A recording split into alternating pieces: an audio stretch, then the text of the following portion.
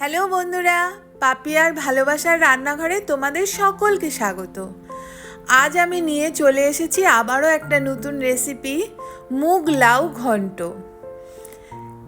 এই মুগ লাউ ঘন্টটা আমি মুগ ডাল দিয়ে করেছি। এটা সম্পূর্ণ নিরামিষ, খেতে কিন্তু ভীষণই ভালো লাগে। এর জন্য আমি একটা 1.5 কেজি ওজনের লাউ নিয়ে নিয়েছি। এই লাউটা প্রথমেই আমি খোসাগুলো ছাড়িয়ে ভালো করে ধুয়ে নেব। ধুয়ে দেখো এবারে আমি 4 টুকরো করে নিয়েছি।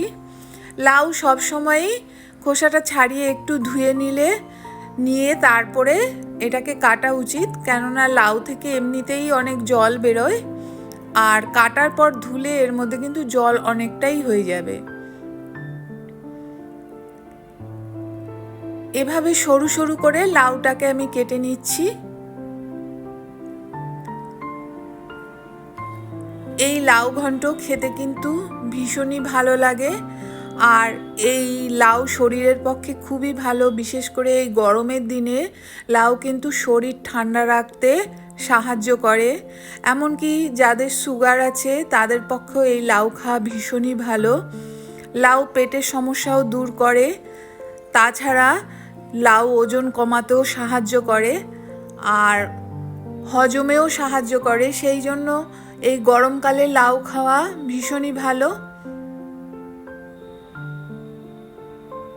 দেখো কাটা হয়ে গেছে, আর আমি 7-8টা কাঁচা লঙ্কা চিড়ে নিয়েছি। গ্যাসে একটা কড়া বসিয়ে তার মধ্যে 1 কাপ, চা কাপের 1 কাপ মুগ ডাল দিয়ে দিলাম। ডালটা একটু ভেজে নিচ্ছি।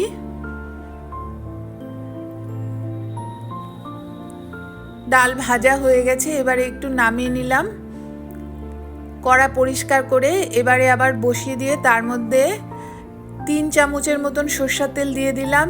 তেল গরম হয়ে যাবার পর এর মধ্যে 1 চামচ কালো জিরা আর চেরা কাঁচা লঙ্কাগুলো ফোড়নে দিয়ে দিলাম। এদিকে ভাজা ডালটাকে আমি ধুয়ে রাখলাম।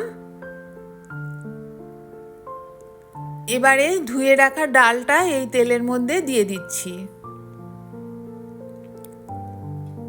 ডালটা তেলের মধ্যে একটু ভেজে নিচ্ছি।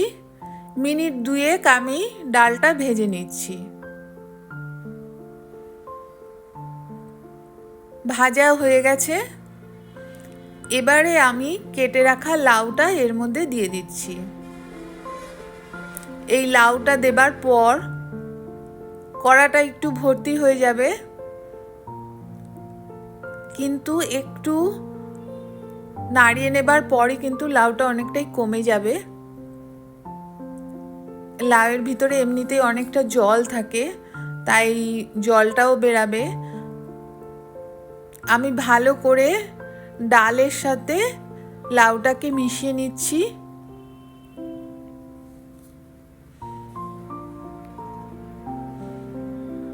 এই লাউ ঘন্ট গরম ভাত, রুটি সবের সাথেই কিন্তু খেতে ভীষণ ভালো লাগে।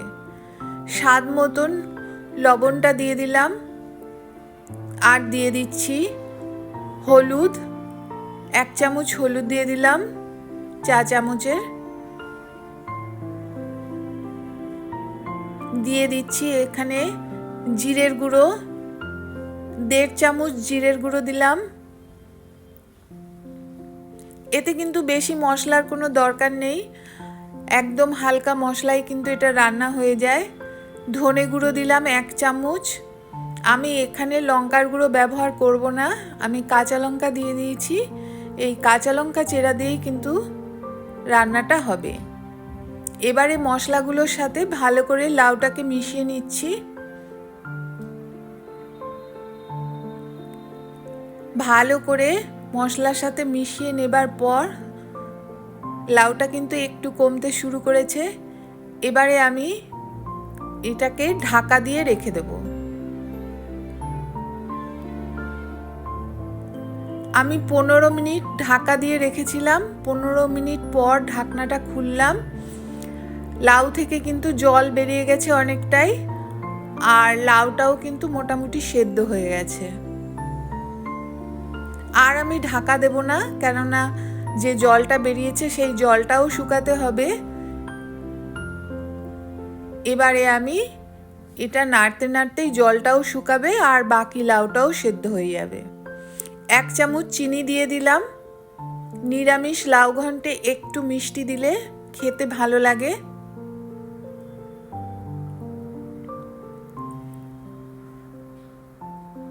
ভালো করে মিশিয়ে নিচ্ছি। যতক্ষণ না জলটা শুকায় ততক্ষণ কিন্তু আমি এটাকে একটু পরপর নাড়িয়ে যাব।